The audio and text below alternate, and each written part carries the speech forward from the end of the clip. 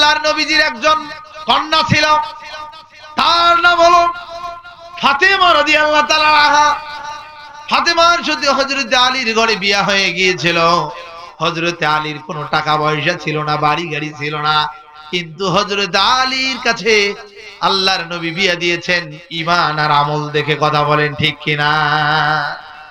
আজকেও সমাজে অনেক বাপ মা ছেলে এবং মেয়েকে, যুবক এবং যুবতীকে বিবাহ দেয় কি দেখে জানেন? দেখে যে আয় বিয়ে কয় কি করে ছেলে, ছেলের আছে কি, ছেলে করে কি। দেখে যে ছেলে কিছু করে না, লেখাপড়া করে। ছেলের কি আছে? কয় কিছুই নেই, বাড়ি গাড়ি টাকা পয়সা চাকরি বাকরি কিছু, কয় ওটা সোয়া দেওয়া যাইবে। এরকম কিছু অভিভাবক আছে না? কিন্তু ছেলেটা নামাজি, ছেলেটা পরহেজগার, ছেলেটা আল্লাহকে ভয় করে, দাড়ি রেখেছে, টুপি আছে। এইরকম ছেলে দেখে অনেক অভিভাবক সন্তান দিতে চায় না। এইরকম অভিভাবক আমাদের এই কাকিনা ইউনিয়নে আছে না নাই? হ্যাঁ, যুবকরা 33 সেন্টিমিটার খুশি কয় হুজুর হামানে মনের কথা কইছেন হুজুর, মুই সলিমুদ্দির বেটিং নিয়ে আসছেন দেয় না। কথা কন না কেন? বাস্তবতা আছে এখানে, বাস্তবতা আছে। যাদের মেয়ে এবং ছেলে আছে, আমি আপনাদেরকে বলছি নবীজির হাদিস থেকে শুনুন, জিনা করার আগে ছেলের বিবাহের ব্যবস্থা করেন। মেয়েরা ধর্ষিত হওয়ার আগেই তাদের বিবাহের ব্যবস্থা করেন।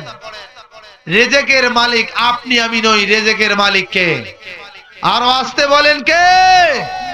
আমার এই সমাজে যারা আছেন আমাকে একটা দেখান বাপের সম্পত্তি ছাড়া বিবাহের আগে কোটিপতি হইছে একটা মানুষ দেখান, একটা মানুষ দেখান বাবার সম্পত্তি ছাড়া বিবাহের আগে কোটিপতি হইছে একটা দেখান। কথা কয় না? আছে? তাহলে যদি না থাকে তাহলে এটা প্রমাণিত যে বিবাহ করলে রহমত দেয় কে? আরো আসতে বলেন কে? ওই রহমতের চেষ্টায় যখন যুবকরা আরো ছুটতে থাকে, আল্লাহ ওই সংসারে রহমত দিয়া হাজার হাজার লাখ লাখ টাকা দিয়ে তাদের সুন্দর ব্যবস্থা করে দেয়। কথা বলেন ঠিক কিনা?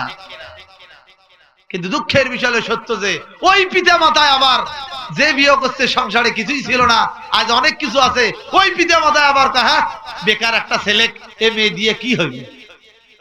কথা বলে না কেন? আমরা তো এই সমাজে ঘুরি, একটু দেখি